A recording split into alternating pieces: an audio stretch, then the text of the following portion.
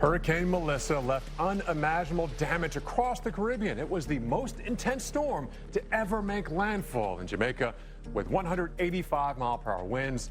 Some neighborhoods saw 80 to 100% of roofs just ripped off. Now, in Jamaica alone, early estimates predict anywhere from $2 to $4 billion in insured damage. But Jamaica does have a hidden card up its sleeve. The question is, will it be enough?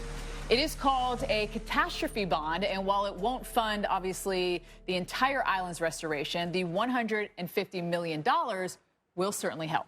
It's like storm insurance on the most extreme level. And tell us more, financial expert and founder of Oxygen Financial, Ted Jenkin, joins us in studio. Thanks for joining us here. Thanks. Let's start with the basics here. What is a catastrophe bond, or cat bond, as they're often called? Yeah, when you think about these catastrophe bonds or these insurance-linked kind of securities, they actually started in the 1990s in the wake of Hurricane Andrew, and they become really, this happened in the 90s, and they became really popular right now. They've surged some 50% since 2022. It's now a $55 billion market. But like any bond, think about what happens here, Paul. People loan money.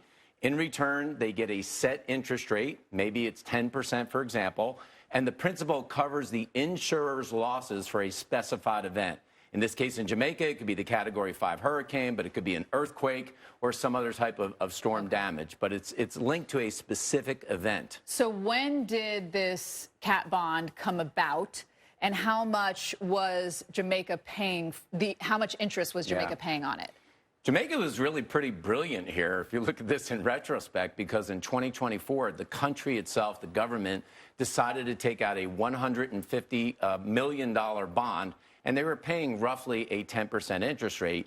And how was this linked? Well, it was linked to a trigger to a specified event, a Category 5 hurricane, and what part of the country that it hit.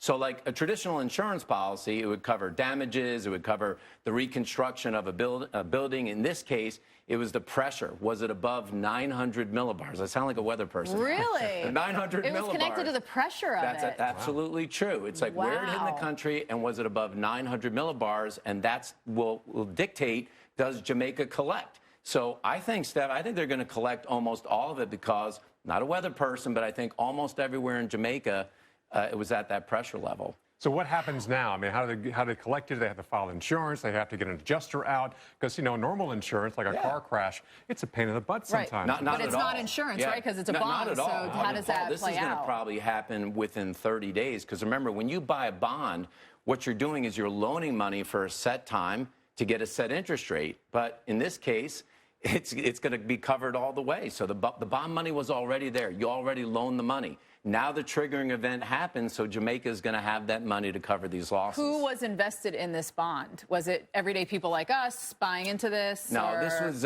institutional investors. This is sort of put together by Aon and the World Bank. Yeah. This recently happened in Mexico as well. There were 27 institutional investors that took out a $420 million bond on the country of Mexico, specifically for earthquakes and storm damage. So I think, you know, as climate change happens and the G7 looks at this, and it's like, how do we deal with these hundreds of billions of dollars of natural disaster damage? Yeah. Cat bonds could be another way that the whole world sort of participates in managing this risk. That's the first I've heard about it. So you mentioned Jamaica, great timing on that, Mexico. What other countries are buying or taking out cat bonds? Almost everybody now. Really? Yeah, the United States is in this. Japan is in this. Italy, emerging markets.